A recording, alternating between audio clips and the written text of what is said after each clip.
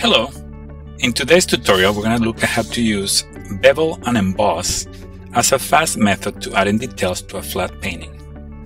In this case, I open my sketch that I worked on last week, and I have Magic Wand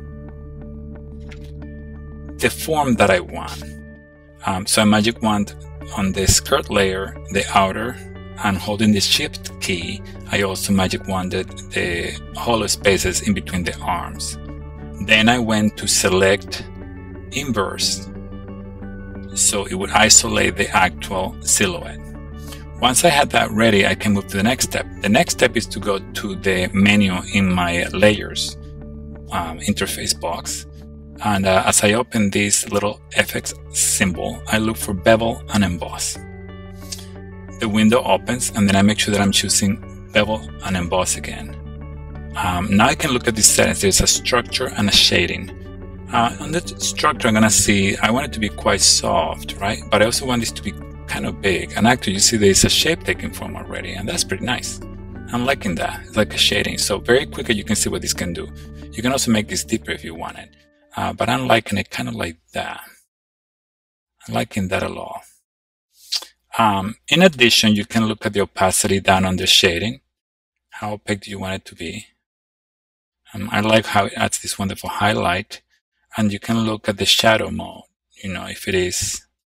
So I'm liking this a lot here too, so it's not too intense. There's different settings, like this is a multiply. You can do color burn, which is very different. You see that? So you can actually work with a color. If you like that, you can play with that and then add to the opacity here. See that? I can also go and soften it more, and I can play with the size, etc. I can also look at the depth of this. How deep do I want it to be? So you can make it quite deep if you want. And I can change the opacity again so it's not too opaque. So, okay, so this is a simple way to do this. Since she's monochromatic and it's the blue, I'm liking this.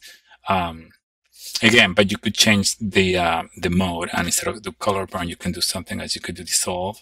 So it's black like that. Again, play and choose what you want. I'm going to stay with the color burn for now. Okay. And now, before I save it by clicking OK, I'm going to say, I'm going to choose a new style. It's going to be style 3. And this is going to save it. And you're going to see how we're going to use this later to accelerate the process. Now I say, OK, my skirt is done. Now I want to work with the blouse layer. Okay. I go to the FX symbol again. I'm using Bevel and Emboss. And instead of going through the whole motion again, trying to figure out what to do, I go to the Style tab in my interface window. This is Style. And I look, there's a few presets here, styles, but I'm looking for the new one. So here I have number 3, the last one. See, it comes in, Style 3, and I'm going to say, OK. Now it's almost imperceptibly, you can see it's almost imperceptible. You can see there's a little bit of color there.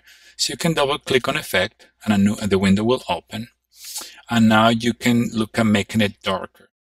I'm doing Bevel and Emboss. Okay, this is not the window that I want. There we go. So you can see I was clicking on the right side. I clicked on effect, so a different window came up. I need to click right on Bevel and Emboss, which is the subheading I'm working with. And now I can actually look at the darkness.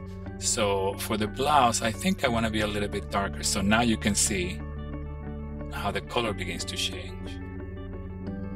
See that? So actually the blouse has a little bit of lavender in it. So I'm liking this. I'm going to use that. And I'm going to say, OK. So in a nutshell, this is my new style that I use. And this is going to give me sun shape as I move through the motions for the next steps. Now I can click on the marquee tool and click on the sketch, and the Magic Wand will be gone. I can save this sketch now. I usually number them. So it's going to be my element color number 2. And this is the tutorial for this week using the Bevel and Emboss tool to create quick shadows effects. Thank you so much. Now let's play.